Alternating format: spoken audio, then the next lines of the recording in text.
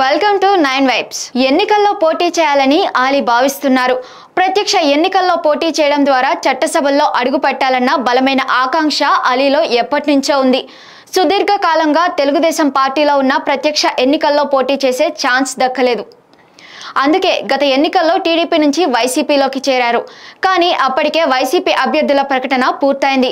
దీంతో అలీ ఎన్నికల ప్రచారానికి పరిమితం కావాల్సి వచ్చింది. వైసీపీ అధికారంలోకి రావడంతో అలీని జగన్ ప్రియారిటీ ఇచ్చారు. ఎలక్ట్రానిక్ మీడియా సలహాదారుడిగా పదవి ఇచ్చారు. ఆ పదవిలో కొనసాగుతున్న అలీ వైసీపీలో యాక్టివ్గా పనిచేస్తూ వస్తున్నారు. అందుకే ఈ ఎన్నికల్లో అలీకి ఛాన్స్ ఇవ్వాలని జగన్ భావిస్తున్నారు. అలీ సొంత నియోజకవర్గం రాజమండ్రి. అక్కడ కేంద్రంగా ఎన్నో సేవా కార్యక్రమాలు చేస్తున్నారు అలీ.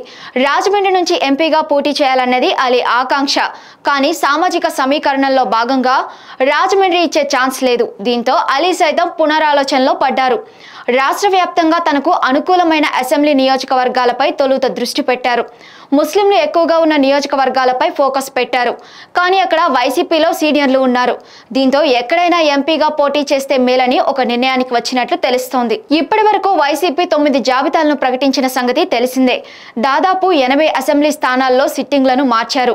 త్వరలో కొద్దిపాటి మార్పులు ఉంటాయని ప్రచారం జరుగుతోంది. సరిగ్గా ఇటువంటి తరుణంలోనే అలీకి సీఎంఓ నుంచి పిలుపు వచ్చినట్లు తెలుస్తోంది. జగన్ కర్నూలు లేదా నంద్యాల పార్లమెంట్ స్థానం నుంచి పోటీ చేయాలని అలీకి సూచించినట్లు సమాచారం. ఆ రెండు నియోజకవర్గాల్లో ముస్లిం ఓట్ బ్యాంక్ అధికం. వైసీపీకి పట్టు ఉండడం, అలీ సెలబ్రిటీ కావడంతో తప్పకుండా విజయం సాధిస్తారని హైకమాండ్ కు నివేదికలు అందాయి. అందుకే జగన్ ప్రత్యేకంగా అలీని పిలిచి ఈ విషయం చెప్పినట్లు సమాచారం. అయితే కర్నూలు కంటే నంద్యాల వైపు మొగ్గు చూపుతున్నట్లు తెలుస్తోంది.